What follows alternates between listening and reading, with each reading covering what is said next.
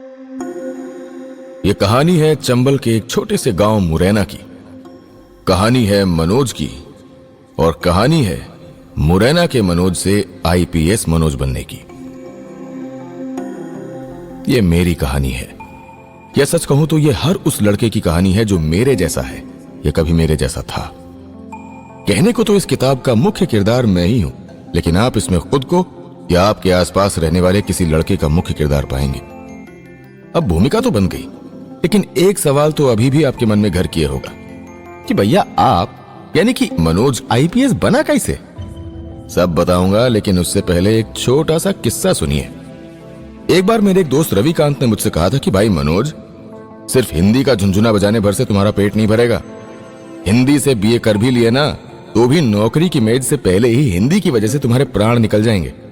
तो मैंने रविकांत से कहा कि यार रविकांत, एक बात बता, जब पूरा हिंदुस्तान हिंदी के कागजों पर चलता है, फिर हिंदी भाषा क्यों किसी गाली जैसी लगती है? क्यों हिंदी के स्टूडेंट्स को अनपढ़ के जैसे देखा जाता है? ऐसा ही था मैं, बगावती लड़का जो एक समय अपना 12वीं का एग्जाम भी पास नहीं कर पाया था। लेकिन जब जिम्मेदारियों का बोझ कंधे पर आया तो समझ में आया कि पढ़ाई लिखाई कितनी जरूरी है। उसके बाद ले देकर जैसे तैसे अपनी जिंदगी की रफ्तार के साथ कदम से कदम मिलाकर चलने की कोशिश करने लगा। तभी अचानक मुझे जोर से धक्का लगा और मैं पुलिस के लफड़े में पड़ गया। उस वक्त कुछ ऐसा हुआ जिसने मुझे एहसास दिलाया कि जिस कुर्सी पर आप बैठेंगे उससे आपकी इज्जत नहीं बढ़ेगी, बल्कि आपसे उस कुर्सी की इज्जत बढ़ेगी। इसी एहसास ने पढ़ने लिखने के लिए मोटिवेशन दिया। पर जब ग्रेजुएशन करके मैंने अपने सपनों को उड़ान देनी चाहिए, तब बीए में इंग्लिश लैंग्वेज ने मेरी आने वाली उड़ान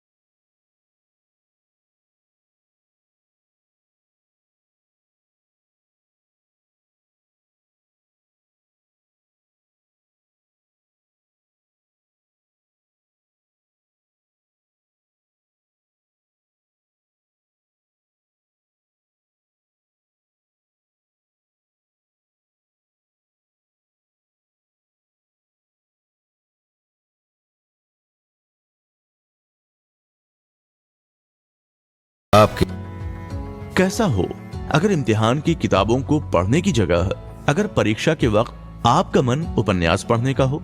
कैसा हो अगर आपको पता चले कि जिस परीक्षा की तैयारी आपने की ही नहीं, उसी परीक्षा के आस में आपकी माँ सपने संजोए बैठी है? यही हाल मनोज का था। जानना चाहते हैं कैसे? तो चलिए सुनते हैं अगला एपिसोड।